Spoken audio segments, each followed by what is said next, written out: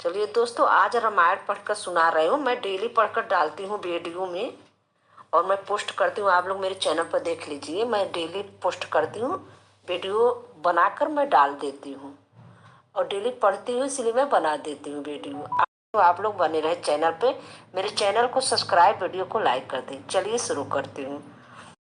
मंगलों को करने वाली शिव सरस्वती जी और गणेश जी की मैं वंदना करती हूँ। श्री पार्वती जी की मैं वंदना करती हूँ। श्री शंकर जी की मैं वंदना करती हूँ। श्री ज्ञान नित्य शंकर रूपी गुरु को मैं वंदना करता हूँ। श्री सीताराम जी को मैं वंदना करती हूँ। श्री वाल्मीकि जी को मैं वंदना करती हूँ। श्री हनुमान जी की मैं वंदना करती हूँ। पारायण मेरा खत्म हो गया है। आज मैं पांचवा मासा पारायण पांचवा विश्राम शुरू कर रही हूँ। आप लोग बने रहे चैनल पर और इसके पिछले मैं वीडियो में डाल चुकी हूँ, आप लोग सुन लीजिएगा जिसको सुनना हो रामायण। कथा पुनीत पुरानी जो गिरजा प्रति शंभु बखानी विश्व विदित एक कैकेयी देशु सत्य के तुतः बसई नरेशु। हे मुनि, वह पवित्र और प्राचीन कथा सुनो जो शिव जी ने पार्वती से कही थी। संसार में प्रसिद्ध एक कैकेयी देश है, वहाँ सतकेत नाम का राजा रहता था। वो राज करता था। धर्म धुरंधर नीत निधाना तेज प्रतापशील बलवाना तेके भये जुगल सुत वीरा सब गुण धाम महारन धीरा।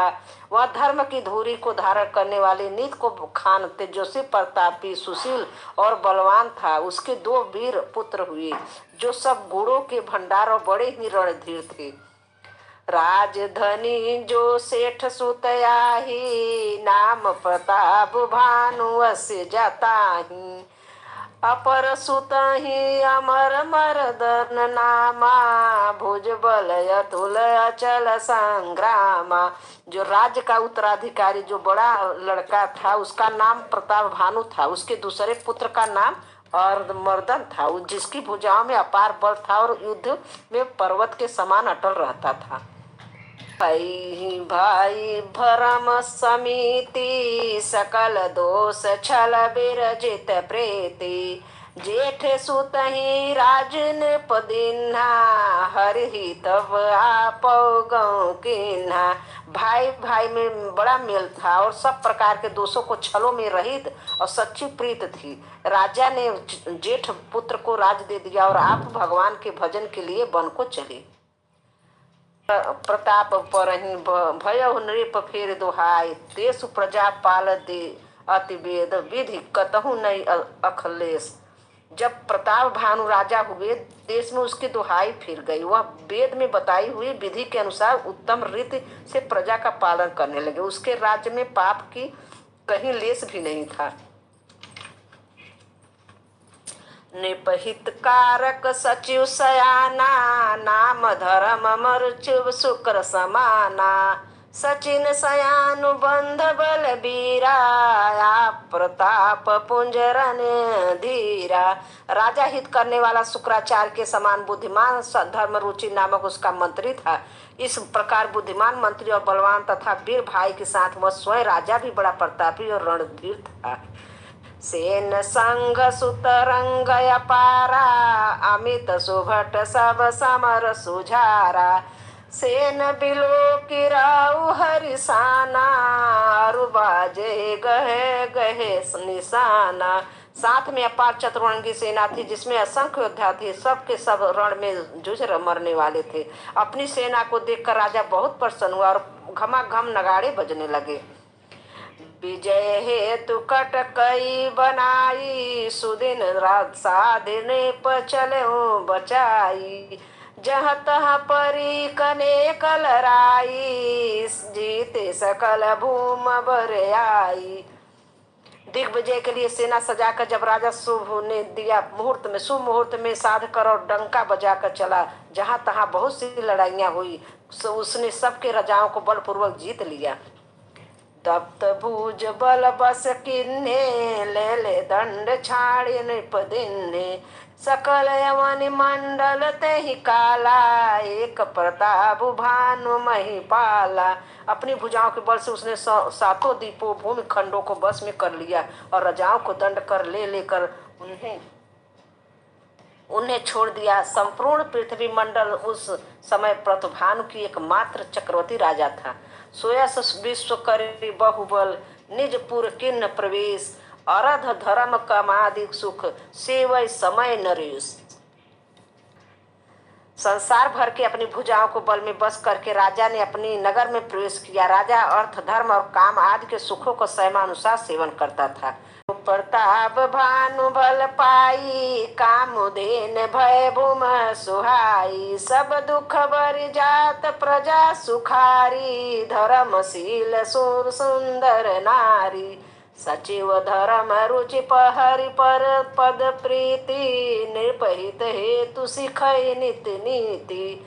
गुरु सुर संत पद पितर महादेवा, करहि सदा नृप सबके सेवा। भूम धर्म दे वेद बखाने, सकल करई सादर सुख माने। दिन प्रीत देहि विविध विधि दाना, सुनहि शास्त्र बर वेद पुराना। नाना बापी कुप तड़ंगा, सुमन सुम बाटिका सुंदर बागा। विप्र भवन सुर भवन सुहाए, तब तीर्थ विचित्र बनाए। राजा प्रताप भानु का बल पाकर भूमि सुंदर, कामधेनु मन चाही वस्तु देने वाला हो गई। उनके राज में प्रजा सब प्रकार के दुखों से रहित और सुखी थी और सभी स्त्री पुरुष सुंदर और धर्मात्मा थे।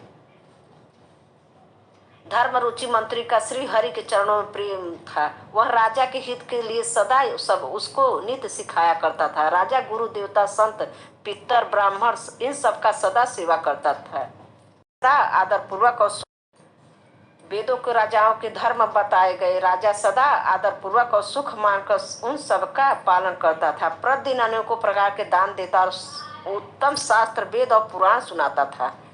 उसने बहुत सी वालियां, कुएं, तालाब, फूलबाड़ियां, सुंदर बगीचे, ब्राह्मणों के लिए घर और देवताओं के लिए सुंदर विचित्र मंदिर सब तीर्थों में बनवाए।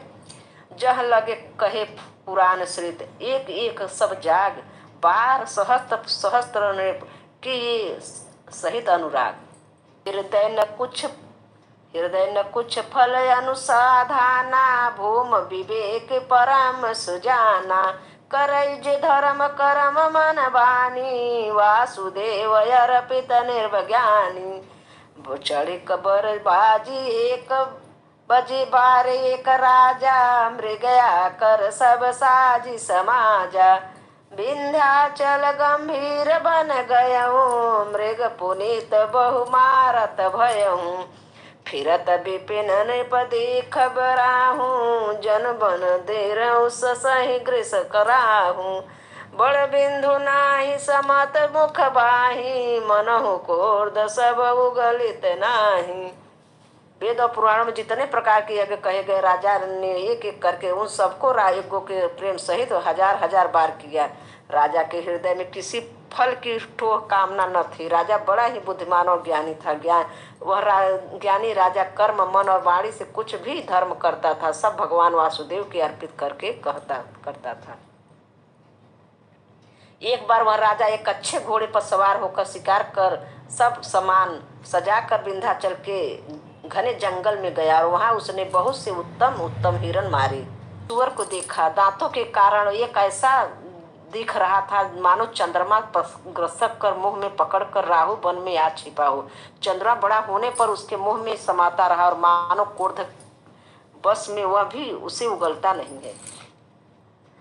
कोल कराल दसन छवि गाई, तनु विशाल पीवर अधिकाई। एक सुअर को देखा। दांतों के कारण वो ऐसा दिख पड़ता था मानो चंद्रमा को ग्रस कर मुंह में पकड़कर राहु वन में या छिपा हो। चंद्रमा बड़ा प्रतापी होने के मुंह में होने से उसके मुंह में समाता नहीं है और मानो क्रोधवश वह भी उगलता है। कोल कराल दसन छवि गाई, तनु विशाल पीवर अधिकाई।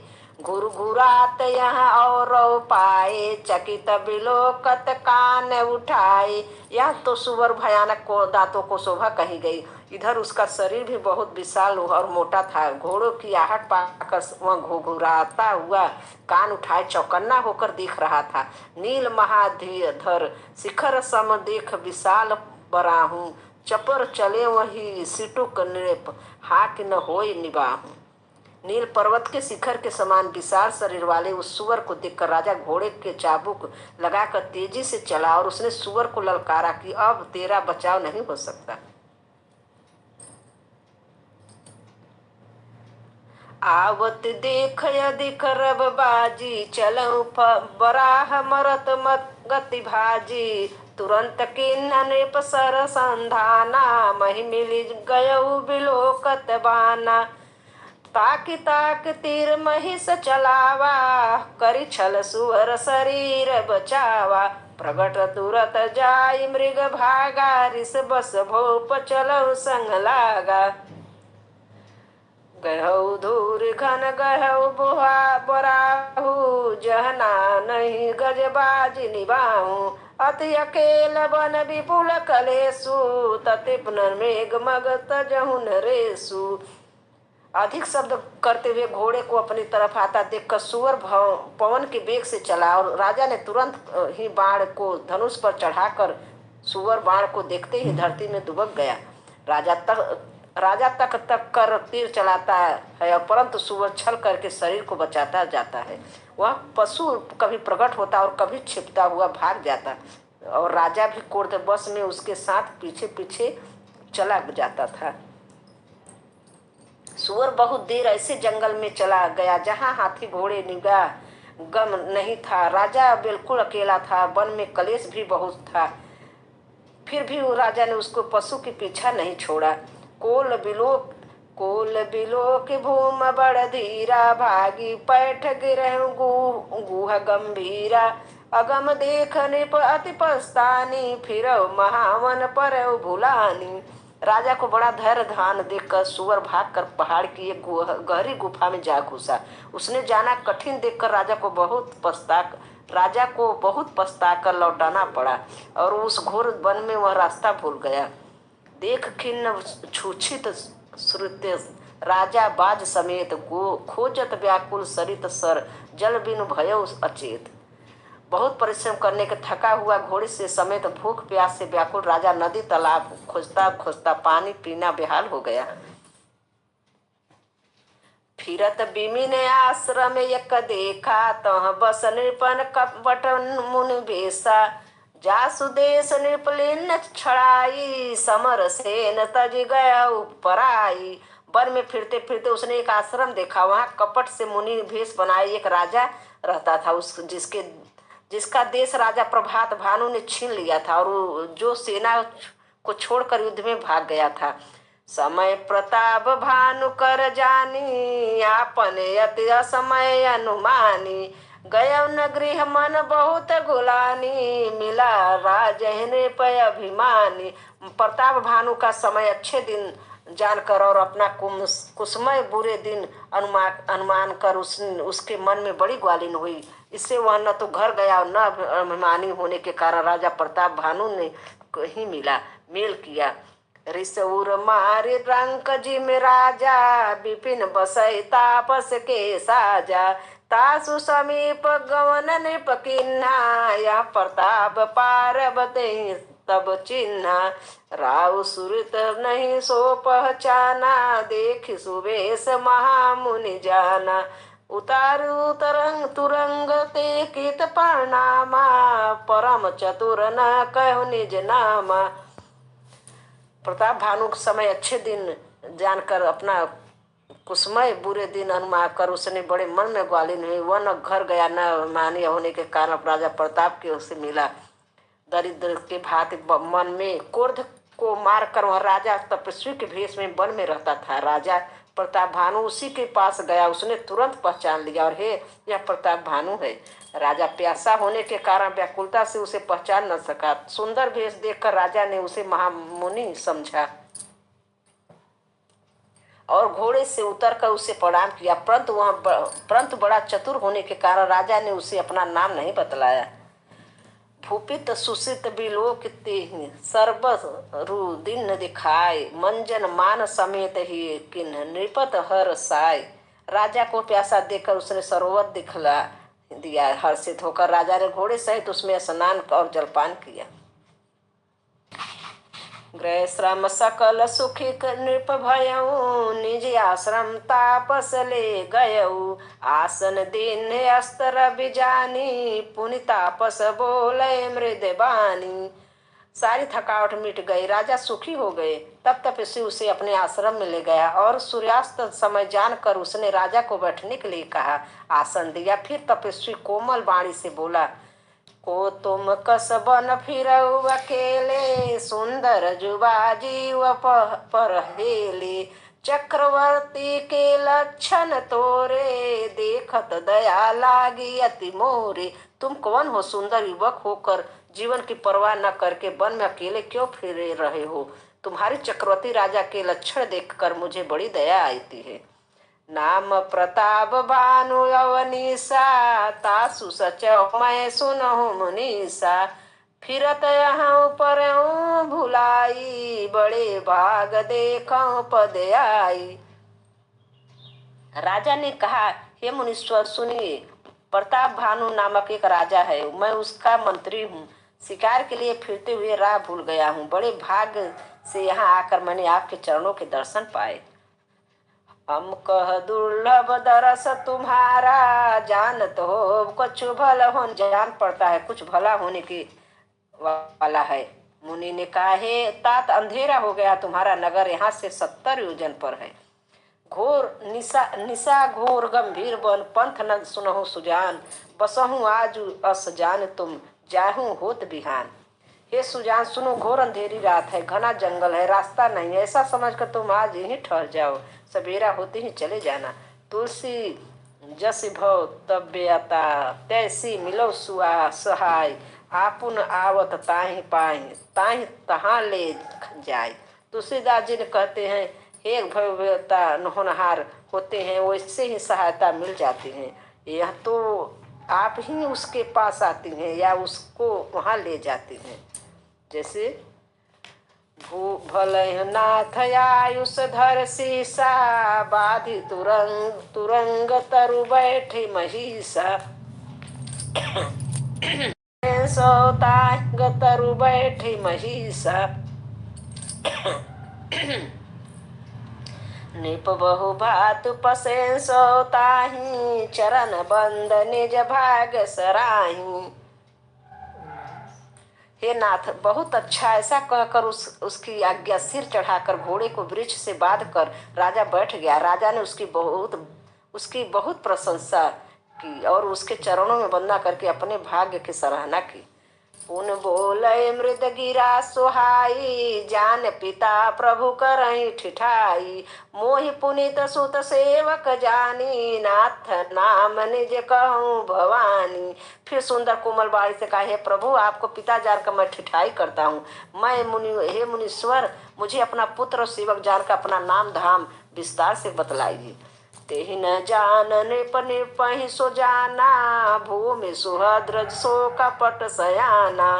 बैरी पुन छत्री पुन राजा, छल बल किन्न चाहे निज काजा। राजा ने उसके नहीं पहचाना था और वह राजा को पहचान गया था। राजा ने शुद्ध हृदय था और वह कपट करने में चतुर था। एक तो बैरी, फिर जाति का क्षत्रिय, फिर राजा। वह छल बल से अपना काम बनाना चाहता था।